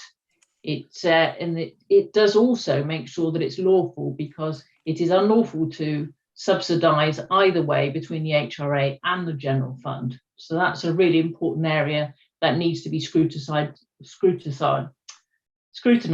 I'll get it eventually, to make sure that that is appropriate. The capital programme we have presented, and Connie will be presenting the draft capital programme, and we'll be looking at the implications of that. And we're still looking at pressures and savings, because it's important, and you'll see because of the budget gap and that ongoing gap, that we're still looking at what savings we can make and what new income streams, and Connie will come on to that. So in 8, I have given you some breakdown of the business rates retention and reiterated the fact that business rates is really volatile and that we have to caveat our figures, but we will have certainty by the end of January. But I've also given you a table, and whether it's helpful or not, does outline how much we actually start off with and how much we do get to keep. So, you know, there's a lot of things that go on in there that can affect that, but you will see that there are tariffs and levies that have to be paid out of there. So then we move on to the capital budget. I'm going to pause there before Connie takes over for the capital budget and ask if there's any questions. Thank you very much. Yes, Councillor Boyce, please. Can we turn to the table in 3, please? Which I don't understand. Well, I do understand the prior year adjustment. We used to make them where I worked quite often, largely because it annoyed the finance director, but it created money. Which is the 2 business rates prior year surplus deficit, which appears on this year to have come in and gone out again, but then in the following 2 years to be at 45,000. And there's also a prior year on the council tax. Can you explain that, please? Yes, certainly. Thank you. normally councils don't budget for the surplus deficit because it is finalised at the end of the year. And normally they don't know it when they come to this sort of time of the year to bring that forward. It has changed this year in that we have had obviously the pressures from COVID and we have had funding from government.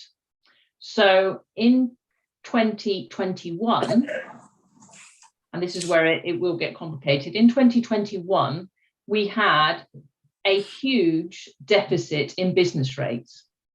And that huge deficit in 2021 was primarily due to the fact that businesses were given reliefs to the hospitality sector, to the leisure sector, etc.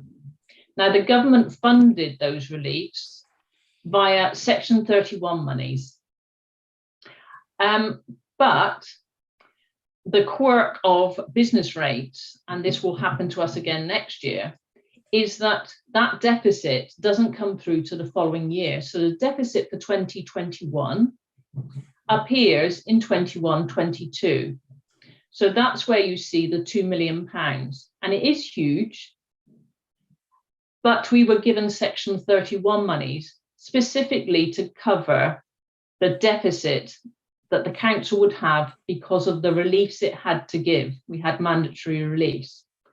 The deficit of 2.1 million, therefore, we had, for the most part, covered in an earmark reserve where we were given monies in advance by the government in the form of Section 31 that we could fund that deficit. So the majority of that deficit is reliefs given to businesses. So that's why I have taken the assumption that the earmark reserve will cover that. So when you saw the budget last year for 21-22, you didn't see that 2.1 in there. But I thought it was really important to bring it into this budget paper because it is basically an in and out. It is a pressure, but we did have the money. Normally, you get the money the year after, but the government was conscious of cash flow and gave it to us early. So we had it sat in an earmark reserve. And it is absolutely for that Section 31 relief. So that's why it's in and out. What the government also did was say you can spread that deficit over the next 2 years. They've never done that before. So the figures you see in 22, 23 and 23, 24 are what we've been allowed by the SITFA model and ratified obviously by MHCLG, what we could spread. It is a bit ironic that it's £45,000 when we had a 2.1 million hit in 21-22, but those are the figures. Now we could take those from earmark reserves, but we do try to mitigate our business rates deficits using our own business rates money. So it's still early doors, but we specifically had that 2.1 in earmark reserves. So that's why I've shown it as drawing it down.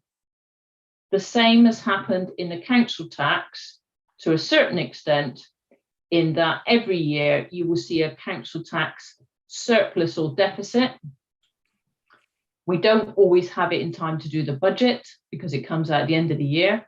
Again, this was done early. And again, the government said, you can spread that over 3 years. You and I would probably say, well, why wouldn't we spread it equally over 3 years? But because they gave us money up front, that's why it's front loaded. So I hope that answers the question. I know it's very complicated and it has been very difficult, but the saving grace on this was we did give a huge amount of release, which is reflected in that 2 million, but we did also receive the corresponding money from the government up front so that our cash flow wasn't affected. I hope that helps explain it.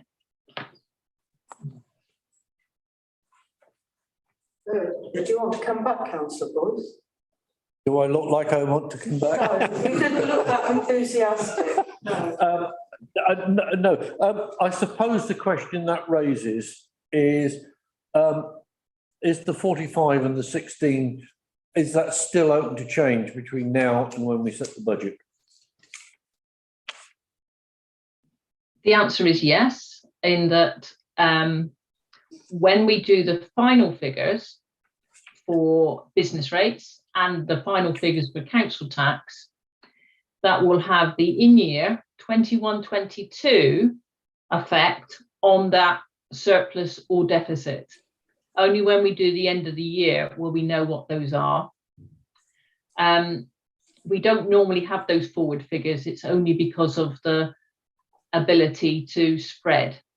So those figures will change because they will, and there it gets complicated again, have the 21-22 effect of the outturn, the end of year figures for council tax and for business rates. So then we will have to look again to our earmark reserves if we've got further deficit there. Thank you. Councillor Huck. Thank you, Your Worship. Just a couple of questions. First one is, you mentioned the MRP reduction due to change in policy, ongoing savings. And the table on page 15 shows that savings been included in 22-23 budget. Has it been included in the subsequent years in 2023-24? Has that savings been included in those, or? Thank you, Your Worship. If I could come back on that, yes, it has. I have assumed, hopefully rightly, that council will be happy with that policy, and I have already built in that saving. And that's why I find it really quite concerning that we're still looking at that gap, because we were running with a MRP of 800,000, which through this policy change we've reduced to 469,000, and that savings already built in. So yes, the short answer again is yes, it is in there, but the long answer is that's why I'm so concerned about 23-24, because that sort of thing is already accounted for. Thank you. And the next question is regarding the selective licensing gap. Is that just for 22-23, or is that an ongoing problem as well? I know it was front loaded and figures were adjusted, but is that just for 22-23? Sorry, I'm just referring to my program here. So no, it isn't. We have found that we were running with a budget which was far in excess of what we're actually going to receive. It needs to be reviewed each year, so that may improve, but it certainly was in at the wrong amount for 21-22, and we needed to reflect that in 22-23. So what we have done is reduce it on an ongoing basis. When we get to look at the budget for 23-24, again, along with all the other budgets and the income streams, we'll need to look at it again. But I am assuming in this that that is overinflated on an ongoing basis. And I just, want to be really clear with this, because especially with, you've got a new 151 coming in, we need to be able to present a report to them from finance that is robust and it is deliverable. And that's why we have looked at all these income streams to find out what is actually appropriate. And certainly in that case, it was overinflated and it needs to be reduced. And we believe that's on an ongoing basis. But again, as I say, it will need to be reviewed. Councillor Potter. Thank you, Mayor. We assume the council tax collection rate of 98.5. Are we confident we can achieve that, or can we improve that? And the second one is, I was thinking, we've got other possible lockdown coming along, and people may well be laid off, difficulties with employment. So that's a very important figure we need to think about.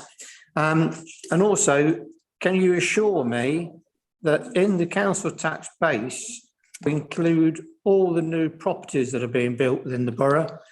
Because that also will affect us. I mean, we've got to be sure they are being completed, people are moving in, and how robust is our tracking system about the new houses and when people start paying the council tax.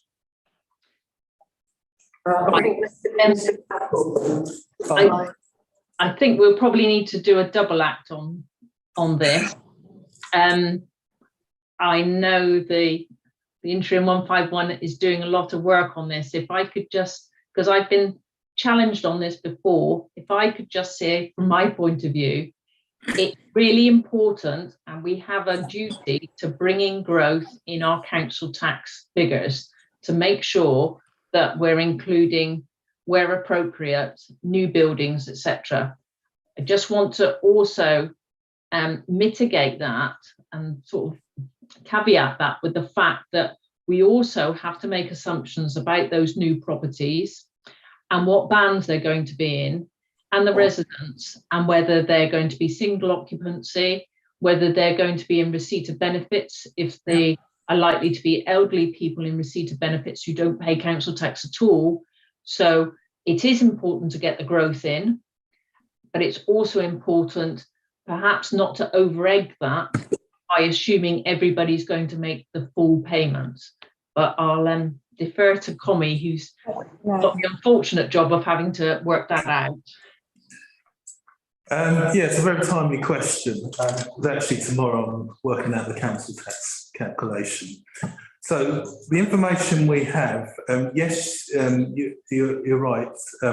We need to take into account of any new potential housing stock. So I've contacted our planning section, got a list of potential new developments, and the methods we look at is we'll have an amount of developments. Not all of them will materialise, so we have to be prudent in the approach of taking a certain percentage based on historic information on council tax. So as Joe was alluding to, you have to, not everyone's going to be paying council tax, some will be on benefits, so you have to look at averages over previous years. And then I think the other part of the question is, I think we use 98.5% as the amount we're going to pay council tax. Yes, we're in an unusual time where I don't think that the council tax collection rate is not actually at 98.5% at the moment, but that's the rate we use as the basis for the council tax. Councils can use a higher rate, but I think most in this Leicestershire area use a similar rate of about 98.5 when they're doing the calculation. I hope that answers your questions. Your question, if you've got any other questions, let me know, please. I'd just like to make sure that, it's robust and we're getting as much money as we possibly can. All these new houses are being built, but perhaps some of us don't wish them quite so many being built in the borough as there are, but we are where we are, and more going to come on stream. But that's government edict for you. But I just like to make sure that our calculations are as robust as possible. I know it's guesswork for you, but there we are. It's one of those things. That's what you're paid for. Crystal ball. Can I just reply back to it? Yeah, it is an element of guesswork, but also there's a sort of national standard. We have to provide national council tax figures to the government, and there's like a national report. I have to look at what the figures are at a certain point in time, which other councils will do the same. So there is a method to it, but there is a certain element where there is an estimation. Councillor Bentley, please. Thank you, Your Worship. Just a quick question regarding the housing revenue account in Appendix 1, if we're there already. We are. No, nowhere near. I will defer it then. Just give me a nod when we're actually there.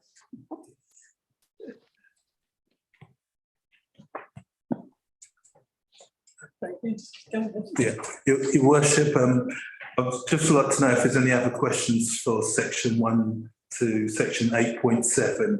If there isn't, I'll move on to the next part of the report. Councillor Bolton. Yeah, just a clarification, Chair. 8.6 on page 17. Discount is likely to be 50%. How firm is that?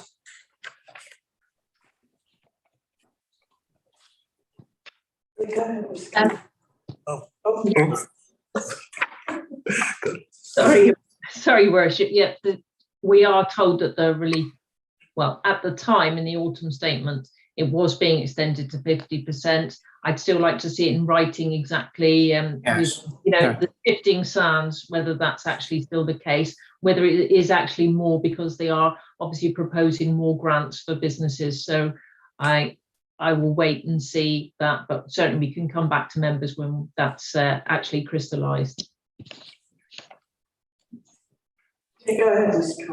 Probably similar answer actually, because I mean I had a notification today that the government wants to introduce a new retail grant of £6,000 in January. I haven't got any details, they said they're coming later. And there has been discounts that have been applied earlier in the year. I think there was a 100% retail discount on business rates at one point, and then that dropped to 66%. It's an ever-changing thing at the moment, so I've just got to wait to see what notifications the council gets. Councillor Boyce. Thank you, Your Worship. Can I make the point to all members that Connie and Joe are being quite polite about this. The guidance often comes out significantly later than the announcement. And clearly businesses are getting money because they need it. And that mismatch is quite complex at times.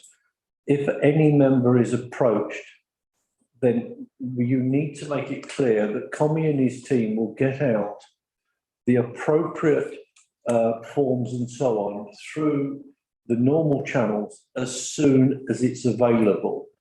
I'm basically, what I don't want to see is members constantly bombarding Connie, Joe and Tracy when she starts about grants, where frankly they can't tell you anything until the guidance has come out. So the moment the guidance comes out, they will take the appropriate action. So can I just ask members to take note of that, please? Thank you. Councillor Geoffrey Coffin. Can I just ask, how confident are we that the base budget with the savings in there are solid? I know it's a guesstimate. I don't think it is, but I'm confident that they tell me the money that's going to be down with a minus next to it because it's extra money coming in. Are we quite confident that each and every down there? Thank you, Your Worship. If I could take that question, I think that's really the approach, we're very much minded to this year because of, we are in a fairly precarious state. So we could have gone further with savings. We could have made more inflated assumptions. But what we've got in that gap tracker is what we can see, the trend, and we've challenged those figures, etc. And we are still on the prudent side. So there may be some movement on that, but we'd expect it to be higher rather than lower. Because as you can see, for example, in the selective licensing, that was a mistake in the budget, and that has left us exposed there. So it's been really important for us to challenge what budget holders are putting forward, because there's been some really good ideas coming forward. But us in finance, we do look at ourselves as the gatekeepers. So what goes in there, it's really important to us that it is deliverable. And we do believe that the savings we've got in there are deliverable. We're hoping they'll be higher. We don't expect them to be significantly higher, because what we also don't want to do is under-egg too much and for members to make difficult decisions when in fact we're in a more comfortable position than we're presenting.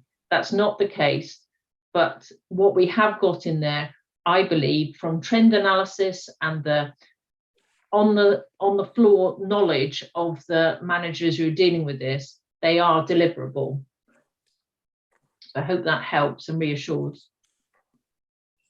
Can I then ask a couple of specifics?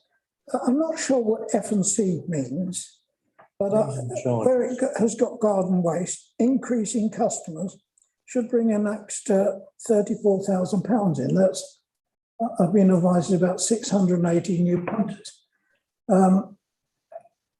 I actually haven't seen how we're going to do that, but I assume somebody somewhere is confident that that's going to happen. Yes, if I could come back on that, that's a particular one actually. Rather than saying we believe there's more customers, that number next year, we are aware from our analysis of the income we're getting that we're already exceeding our garden waste income from the budget that we've got in already. We've actually, we're not assuming all those new customers come for 22-23. We're already seeing new customers in 21-22 that we're able to reflect in the budget for 22-23. So it's a bit of knowledge about what's happening in budget monitoring, and that's why budget monitoring is so important, because we can already spot these trends in year that we can bring into our budget for 22-23. So it's part of this year that we already see, and also part of next year that we're anticipating. Thank you. I'm delighted that's in there, then. Thank you. Thank you, Joe. Is there any more questions for this section? No, then I think it's over to you, Mr. Campbell. Yeah, I'm going to go on from section 9, which is the capital budgets. I mean, Joe's highlighted what the budget gap is in future years, which is considerable.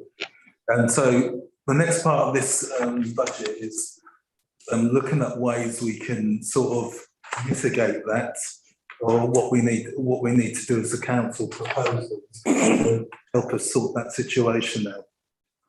So in the capital budget, I've proposed a capital budget that totals just over £5 million, 3.83 is for the HRA and 1.22 million is for the general fund. Appendix, I'll just highlight some of the key projects in there. So the new general fund projects that I'm proposing is to include an investor save budget of 350,000 and a transformation budget of 400,000 in the capital programme. So just to give you a bit more insight, the investor save budget is going to be proposed to use so that if there's schemes that can generate income, a business case would have to be presented, approved and put forward to members to review, and as we move forward, looking at opportunities to generate different sources of income. And the transformation budget of 400,000, there is a provision where we can use capital receipts to fund that budget, and that's also going to have the same similar purpose because we've got different transformation projects. And with the transformation budget, there may be revenue expenditure that could be that's allowed to be transferred to the transformation capital budget because of the nature of being a transformation expenditure. So both of these budgets will cover the capital element, that's investor save, and of income generation schemes, and the transformation will help cover some of the revenue costs that is chargeable to capital. And also just there's other schemes that have been put forward. There's 200,000 of energy efficiency technology as part of the Brox Hill.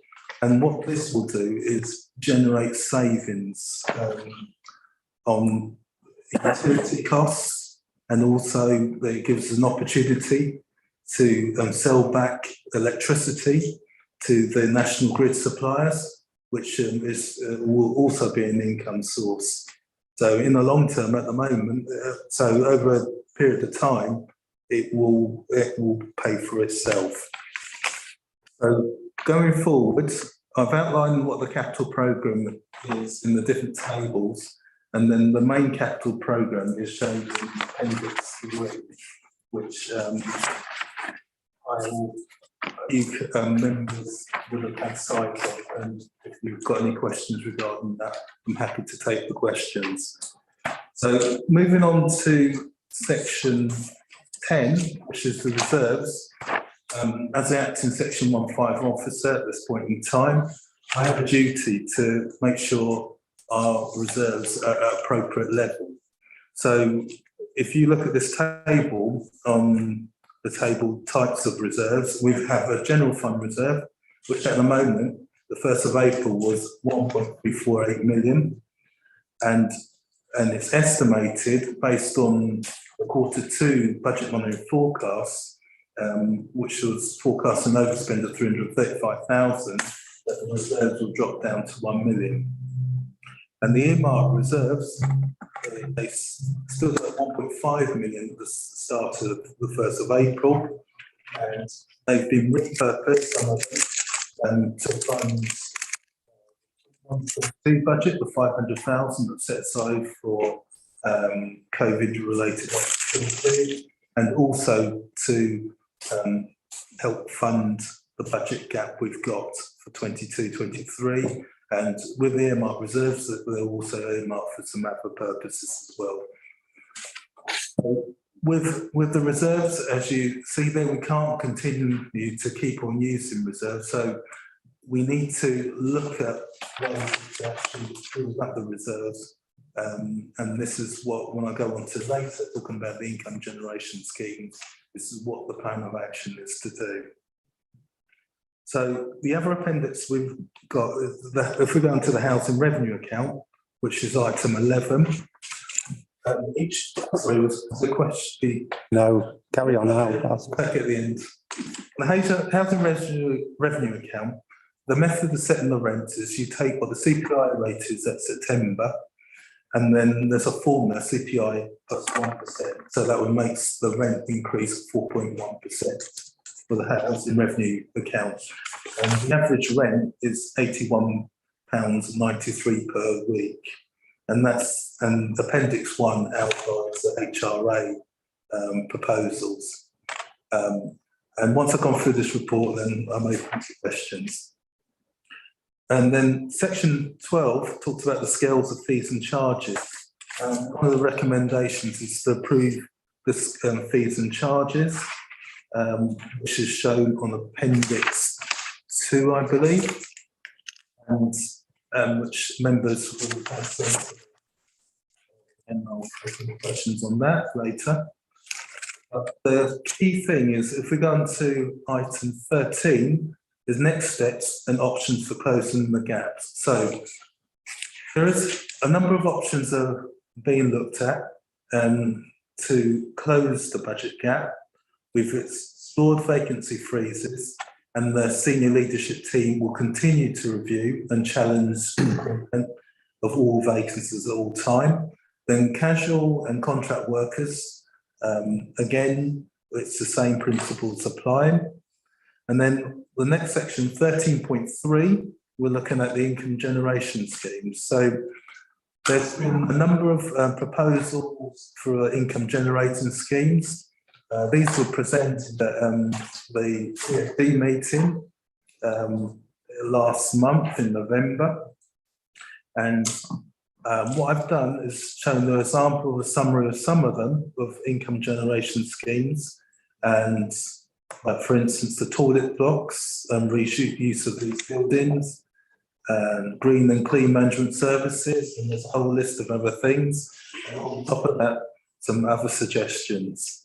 So obviously with all of these schemes, they would have to do a proper business case. It would need to be done thoroughly to see if it's actually viable, which ones of these schemes are. And there are a number of this, including MOT testing for vehicles. Some of these got the potential to generate considerable amount of income to help meet the council's costs. So that's the list of the items. So, and then section 13.6, which talks about saving targets, things that have been considered. By moving to Brox Hill, it has the benefit of reducing utility and maintenance costs. At the moment, we're in a situation where our costs are exceeding the council's budget. I think over a period of 5 years, it's I don't remember the amounts, I think it's about £1 million or about £1 million of costs. And there's further work to be done in this building. And by moving to Brox Hill, we save on that expenditure. And then you've got the disposal of the council offices, which generates a capital receipt. And also, again, with repairs and maintenance, you no longer need to meet those costs. And other things that need to be done is review the revenue budget to see what further savings are possible. So part of the finance team and us as a senior leadership team, we'll be reviewing the budget monitoring and looking in detail potential areas for savings. It's that most of the budget is salary budget, so we have to just work smarter in the way we're working or operating. And ways we can do that is by looking at working with other local authorities in doing shared services.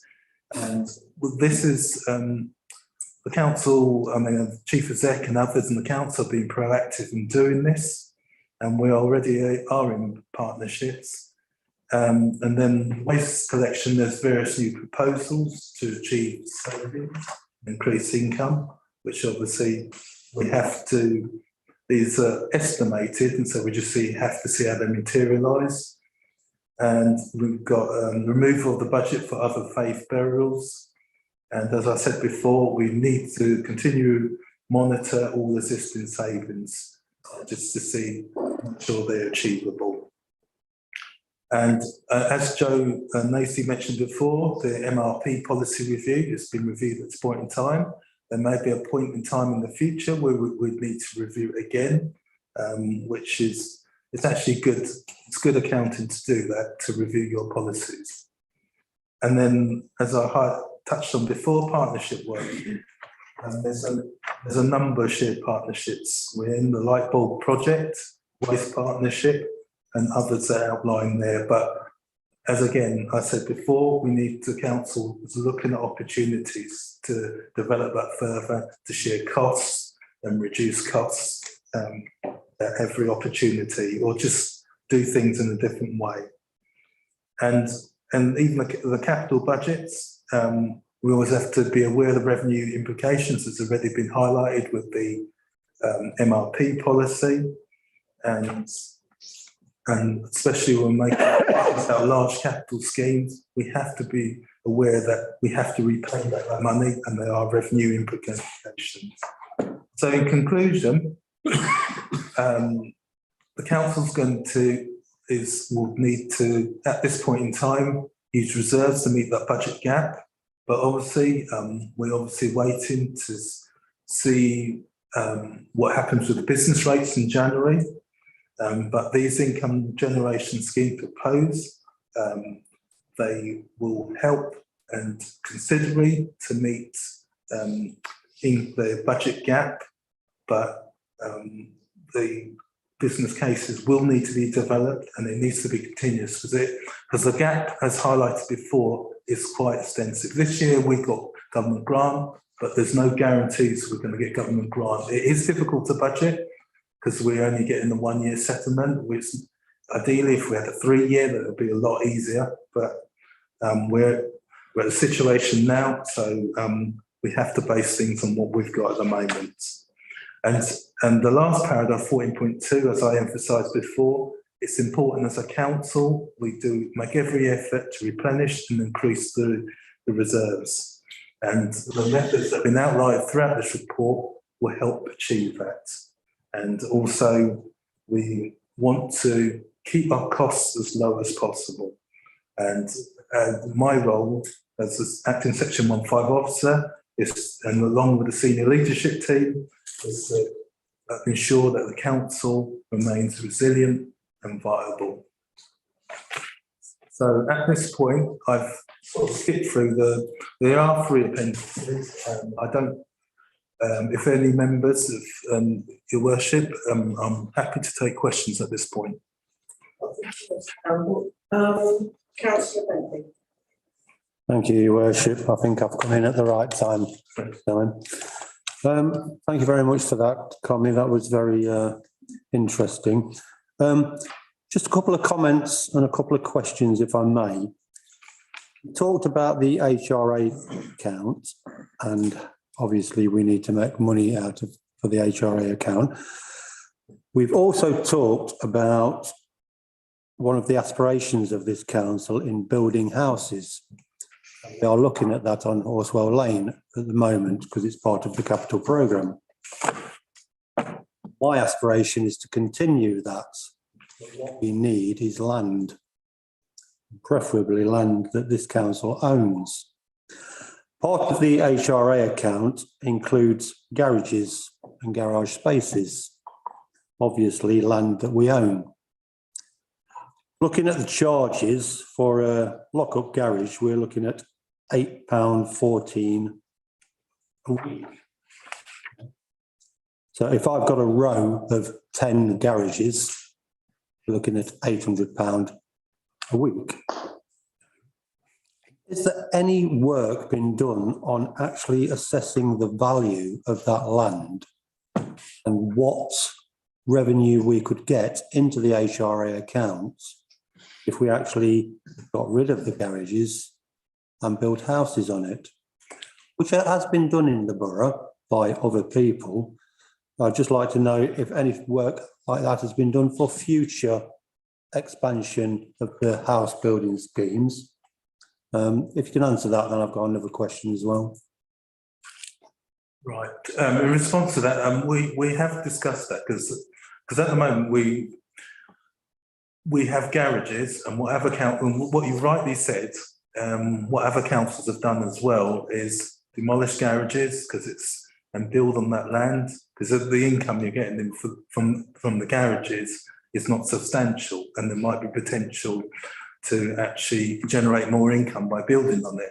Yes, further work needs to be done on that. It has been discussed. I'm probably not the best person to tell you what the state of play or what discussions have taken place, because I haven't been involved directly. But yes, it is something as a council we want to consider. Okay, thank you. Can I come back with the next question? Thank you. Regarding the scale of charges, every year we look at these scales of charges and we increase them, normally in line with the RPI. But we never seem to know, or I've never seemed to find out, what we actually make from all those individual charges. I've taken one for on the first part of Appendix 3, copy of plans, documents and decisions. So if somebody wants an A-size sheet of paper with some plans on it, we charge them 10p, which is not a massive amount of money. Because I'll tell you now, in business, if somebody wants a copy of a wiring diagram of one of my lifts, I charge them £50 per sheet, because it's not the piece of paper, it's the information on it that you're paying for. And I should think when it comes down to plans, there's a lot of information being put down on that piece of paper. So just taking that one for account, do we actually make any money out of that? Taking into account, we did talk about salaries being the most notable cost within this council. So if I get a request in, I get a sheet of A4 paper, I go to the photocopier, I get the relevant documents, I photograph them. How much did that actually cost us? Do we make any money? That's just one example, but we could go through the whole of these charges and say, do we actually ever do that? Do we actually ever make any money out of it? Does it cost us?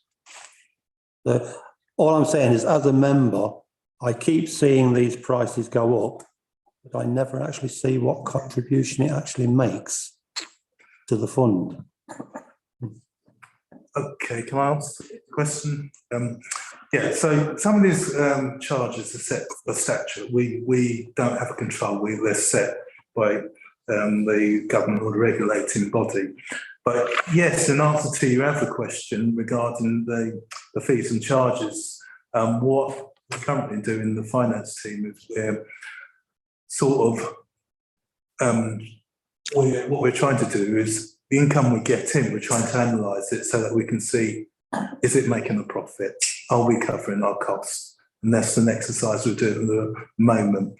Obviously, the last financial year was distorted by COVID, so we were claiming a government grant, so we're going back to previous years. But that is an exercise that's currently ongoing, where we're looking at what we're getting in so far to see how it matches these fees and charges to see whether they're appropriate. Because we, generally speaking, with these fees and charges, with some of them have been put up by RPI, was it nearly 5%, 4.9%? Because inflation's rising, so that's what we've got to do. But going forward, some of the fees and charges, once we've done the exercise, it takes a period of time because we've got to see what happens this year. We may come back and set the next fees and charges, say, this is the evidence we've got. This is costing us X amount of money. The income we're getting doesn't meet our costs. So we need to put up the costs by this amount.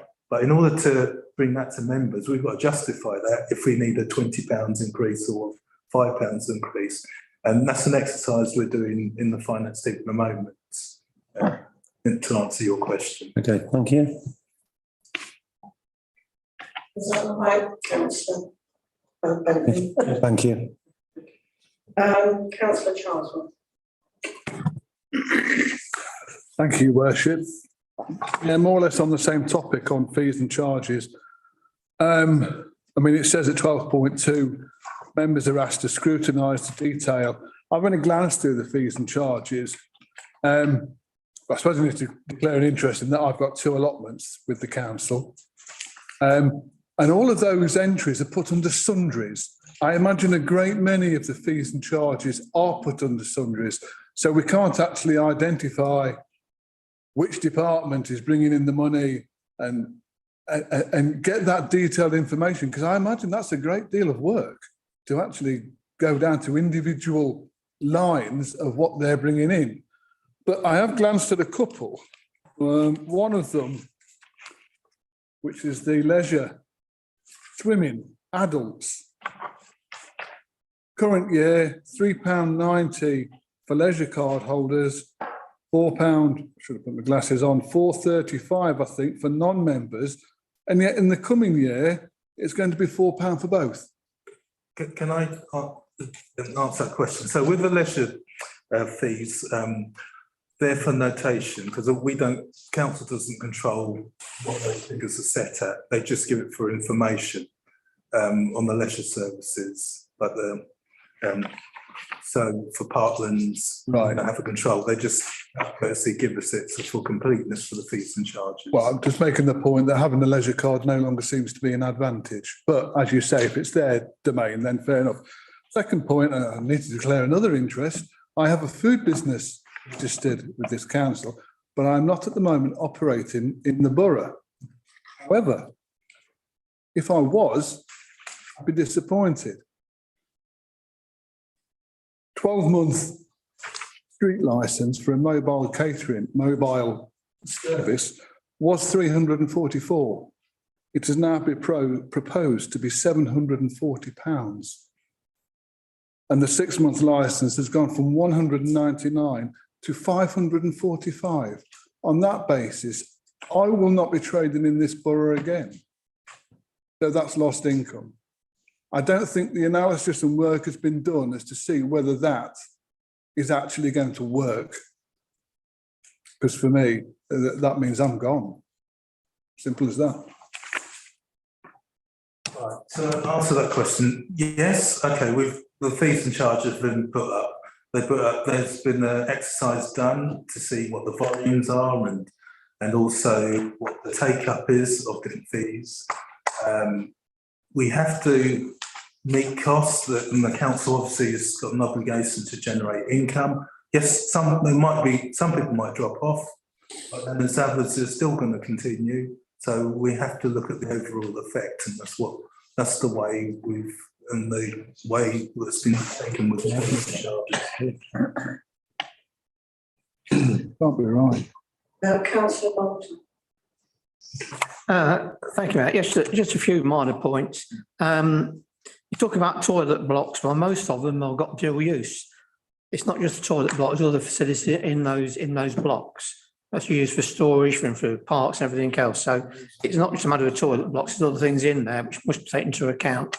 The second thing is that I think we all need to declare an interest, because down here it's got a view of members' allowances. Well, we're all members. Some of us receive allowances and some of us don't. So can you please put somewhere that we've declared an interest, Mr. Gill? Else we're going to be accused of doing something we shouldn't be, or somebody. The position is, Councillor Bolton, that your allowances are reviewed by the independent remuneration panel. And what they do is they do an exercise and have them for a number of years and compare against other appropriate authorities. And then at that point, they make a recommendation. I think the issue then becomes whether you as members accept the recommendation or don't accept the recommendation. It's just a matter of, that was all. And at the end of the day, when the recommendation comes before members, if, for instance, the RRP was to recommend a 50% increase, you would all have an interest at that point. But because that recommendation has come from the independent remuneration panel, you'd be entitled to make that decision. Okay, fine, that's just to that point. And the last one is in reference to Councillor Bentley, the garage sites have been looked at in the past. Most of them aren't suitable because they're landlocked.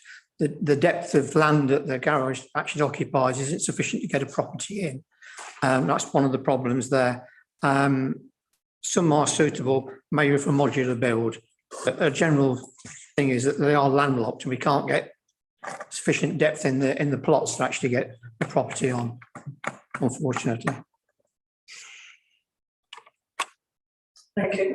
Councillor Boyce. Thank you. Can I wind this up?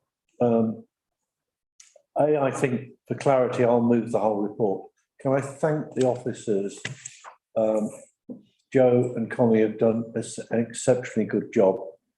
This has not been something they've done over a few days. This has been many weeks' work. It's ongoing. One does accept that. But to got it to this point has taken a significant amount of work. Can I make a few additional points? Fees and charges. What we should be doing is in the corporate plan, which is in March, we should actually take a view as a council about what the whole of fees and charges should be aiming towards, and that's something we've not done before. So in March, we can think about that. And then, frankly, we need to have a much better look at fees and charges somewhat earlier. It clearly, the amount of work to get this report to us is significant. So it's not a criticism of this report, but to expect us to go through page after page of fees and charges in a meeting like this is simply not right. So we need to bring that much earlier in future. I'm aware that that is the plan. Can I make some points on 13.6? We are at a point where reviewing revenue budgets, we should stop looking at posts sometimes and look at function. I'm not actually making a suggestion. I'm simply pointing out that you can get to a point where you can't cut any more posts because, frankly, you're cutting the function of that department or those people out. And that's something we probably need to look at. Are all the functions we're doing the ones we want? And therefore the posts fit the function? And I think that's not a pleasant thing to do, but it's the correct way to do it. Shared services. In a few moments, when we go into closed session, we're going to deal with the shared service. We do need to be actively looking with other districts for opportunities for both all partners to share and all partners to gain. So that is a much more proactive position we need to take than previously. So, and we will take that position. As for reviewing members' allowances, Councillor Bolt is correct. Of course, we do have an interest, but as there's no proposal on the table, we're talking in general terms. We do need to think about how we operate the council and whether all of the functions we've had in the past are appropriate going forward. And I think that's a piece of work which could take some time, but nonetheless is something that we need to carry out. So the pain needs to be shared equitably. Now, that's something we can all spend a wonderful night on. So I move the report, and what I failed to say earlier was, can I also record my best wishes to all on this festive season, and can I wish you all a happy Christmas? Thank you. Do we have a second?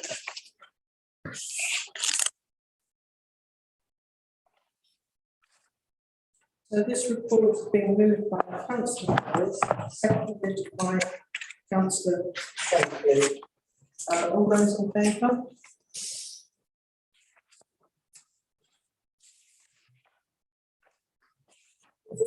Yes. Yes. Yeah. We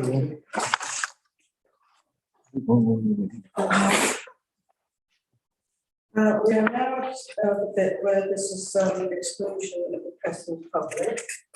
I move that under section 108, bracket 4 bracket of the Local Government Act 1972, the press and public now be excluded from the remaining on the grounds that the business transaction involves the disclosure of exempt information as defined in part 1 of section 12A of the Act bracket is amended, and in all the circumstances, the public interest in maintaining the exempt items outweighs the public interest in disclosing the exempt information.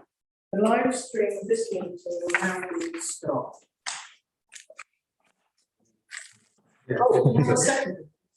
Second. Agreed. Agreed.